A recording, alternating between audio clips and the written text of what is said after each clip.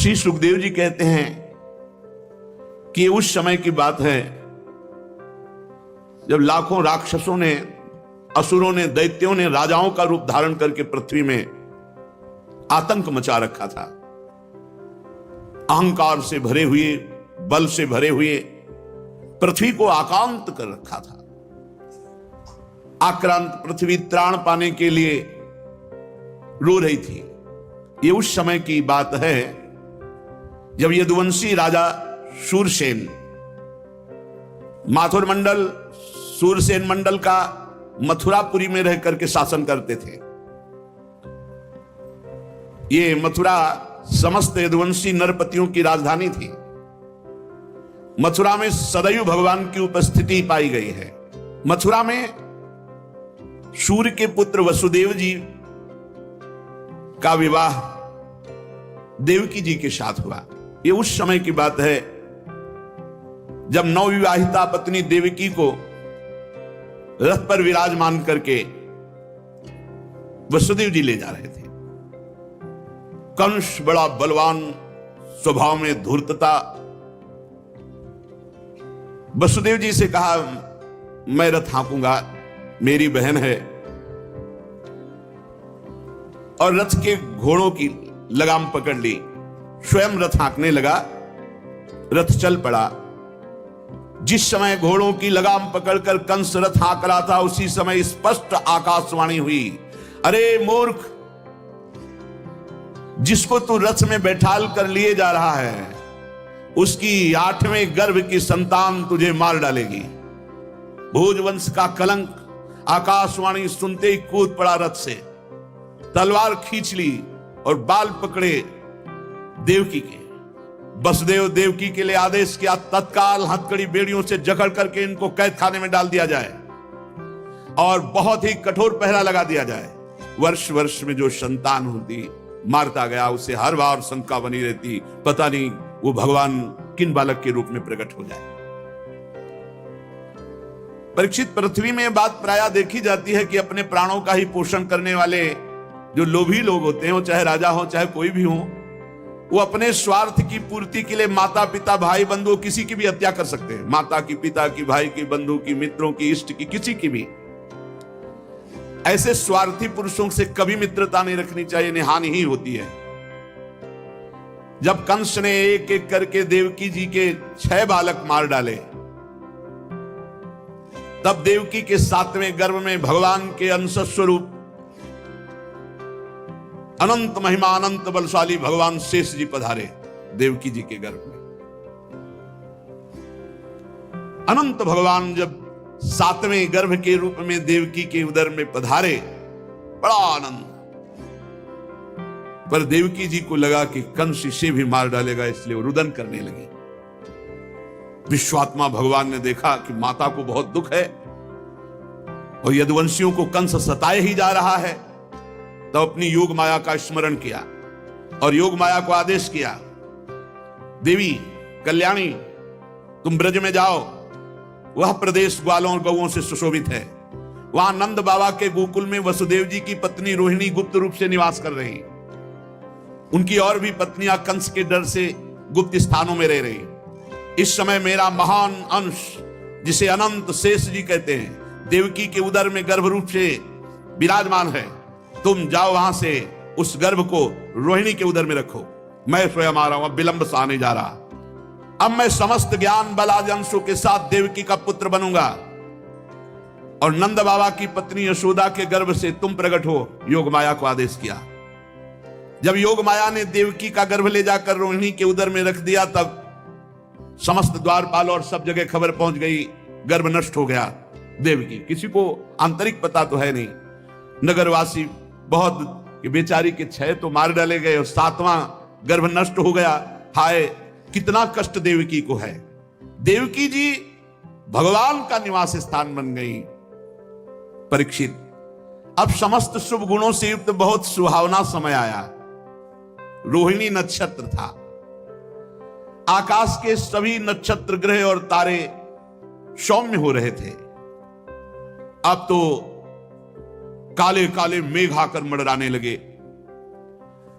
और धीरे धीरे गर्जना करते हैं। भारी वर्षा प्रारंभ। जन्म मृत्यु के चक्र से छुड़ाने वाले जनार्दन भगवान का अवतार समय निशीत रात के 12 बजे। उसी समय सबके हृदय में विराजमान भगवान देवरूपिणी देवकी के सामने प्रकट हुए। श्री भगवान ने कहा, देवी, स्वयंभू मनवंतर में जब तुम्हारा पहला जन्म हुआ था उस समय तुम्हारा नाम था प्रश्नी और ये वसुदेव श्रुतपा नाम के प्रजापति थे। तुम दोनों के हृदय में बड़े ही शुद्ध भाव थे। जब ब्रह्मा जी ने तुम दोनों को संतान उत्पन्न करने की आज्ञा दी तब तुम लोगों ने इंद्रियों का दमन करके उत्कृष्ट तपस्या की।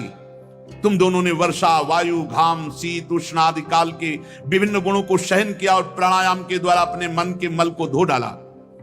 तुम दोनों ने सूखे पत्ते खाकर फिर हवा पीकर केवल तपस्या की।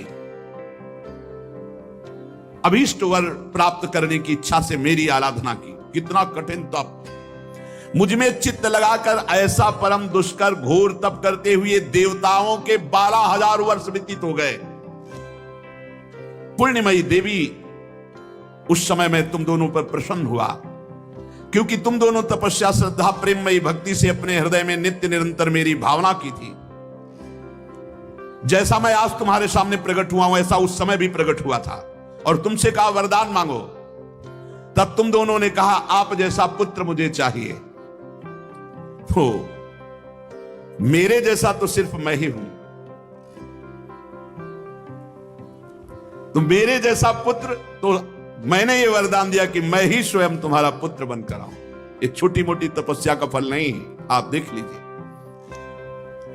अगर आप जीवन भर रामकृष्ण हरि भगवान नाम जपते हुए भगवत प्राप्त हो जाते तो कितना सरल है, कितना सरल है।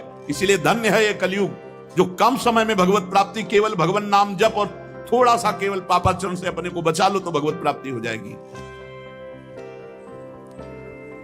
हे माता जी, मैंने देखा कि संसार में शील, स्वभाव, उदारता, अन्य गुणों में मेरे जैसा कोई नहीं, इसलिए मैं ही तुम्हारा पुत्र हुआ। मैं ही प्रश्न गर्भ से, वामन रूप से, और इस समय तुम देवकी वसुदेव हुए तो वासुदेव के रूप से। एक बार मैं वचन बोलता हूं उसे 3 बार पूरा करता हूं। यह भगवान का है। मेरी वाणी त्रिकाल सत्य है। एक बार तुमने मांगा पुत्र तो प्रश्नी गर्भ, वामन रूप और इस समय वासुदेव रूप। कश्यप आदित्य के रूप में वामन रूप। और मैंने ये रूप इसलिए प्रकट किया कि जब मैं अवतार लेकर मनुष्य शरीर में लीला करूंगा तो मुझे पहचान पाना बहुत कठिन है। इसलिए तुम लोग ध्यान रखना मैं कौन हूं। ये खास बात, एक खास बात ध्यान देने योग्य बात है। भगवान कह रहे कि तुम दोनों मेरे प्रति पुत्र भाव और निरंतर ब्रह्म भाव रखना। युवाम माम पुत्र भावेन ब्रह्म भावेन चासकृत चिंतयन्तो कृतस्नेहो यासे थे मदगतिम पराम। तब तुम मेरे परम पद को प्राप्त होगी। चिंतनीय कौन है गोपाल जी, कौन है लाल जी? कह रहे तुम मेरे प्रति पुत्र भाव और निरंतर ब्रह्म भाव, इस प्रकार के चिंतन द्वारा तुम मेरे पद को, मेरे प्रिया प्रीतम है कौन? देखो, हित सजनी जो नहीं कह रहे, जैसे हित हरिवंश करत अपनो जस प्रगट अखिल ब्रह्मांडन, अखिल ब्रह्मांड के अधिपति हैं। पर ब्रह्म परमात्मा तत्व की उपासना हो रही। हमारा भाव है कि वो हमारे यार हैं, हमारे मित्र हैं, हमारे पति हैं, हमारे पुत्र हैं, हमारे स्वामी हैं, जो भाव रख सके, लेकिन है कौन? इसीलिए शांत भाव है। शांत भाव में पूर्ण तत्व ज्ञान हो जाता है। भगवान इतना कहकर चुप हो गए और अपनी योग माया से देखते देखते एक छोटे शिशु के रूप में नीलमणि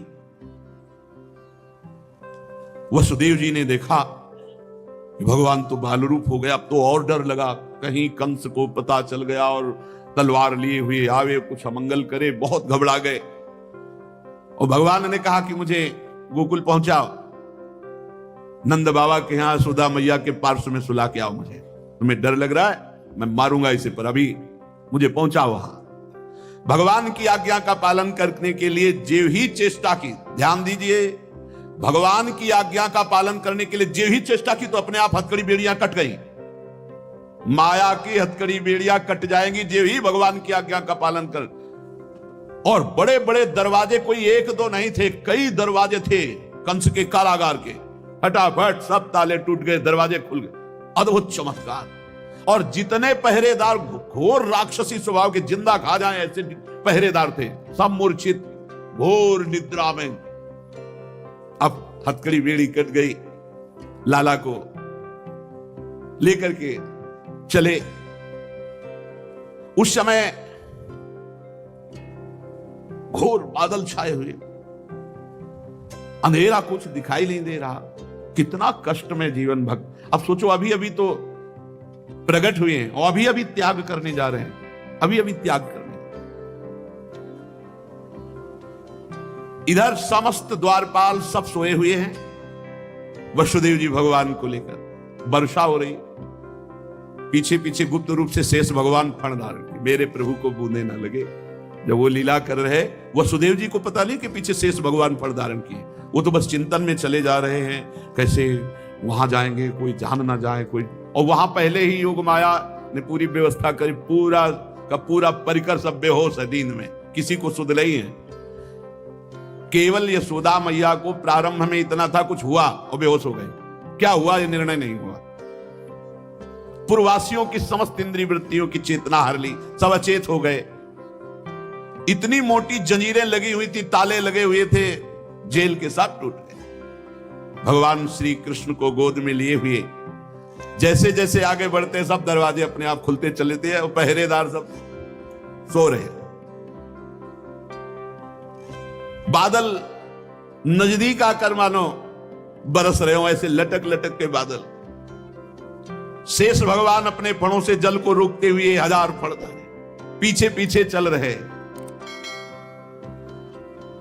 यमुना जी ने देखा कि प्रभु पधार रहे, तो पहला चरणामृत तो हमारे अधिकार बनता है। अरे जिनके चरणों का ध्यान बड़े बड़े महापुरुष शिव आदि करते हैं, आज वही प्रभु मेरे पास आ रहे हैं। आनंद में भर गई यमुना जी और उफान।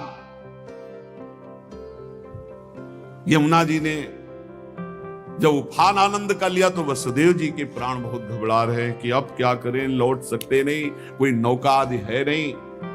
चलो प्रभु ने आज्ञा करी है तो वही देखेंगे।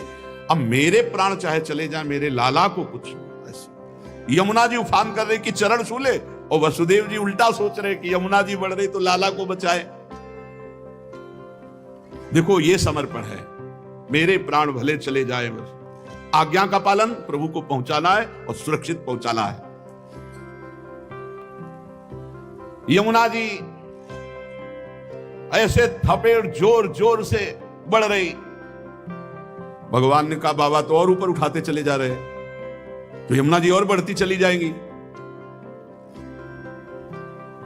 एक श्री चरण बड़ा, ये वसुदेव जी को पता नहीं, जो ही यमुना जी को श्री चरण प्रभु के स्पर्श हुए तो तुरंत नाभिभर हो गई और ऐसे एकदम शांत।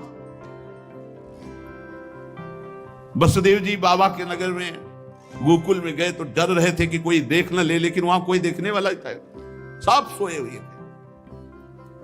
उन्होंने अपने पुत्र, अब वो ऐसे देख रहे थे, और जहां सुलाया तो वहां भी पुत्र था, पार्श्व में योग माया और वही पुत्र। भगवान के इस अवतार में 2 अवतार हुए, एक हुआ चतुर्भुज नारायण भगवान का अवतार जो वसुदेव देवकी के सामने, और एक हुआ पीछे आपने सुना है, नंद बाबा और यशोदा मैया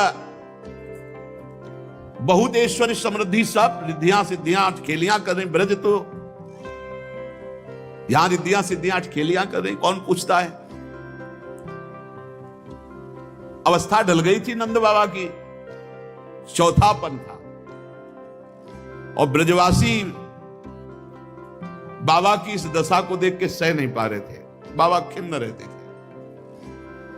उपनंद आदि वृद्ध गोपों ने परामर्श करके पुत्रेष्टि यज्ञ का आयोजन किया। सबने यज्ञ पुरुष गोपराज नंद को पुत्र प्रदान करने की प्रार्थना की भगवान से। पुत्रेष्टि यज्ञ हुआ। जैसे महाराज दशरथ जी की अवस्था ढल चुकी थी तो श्रृंगी ऋषि ने पुत्रेष्टि यज्ञ कराया, उससे खीर फिरो। भगवान 4 रूपों में प्रकट हुए, राम लक्ष्मण भरत शत्रुघ्न।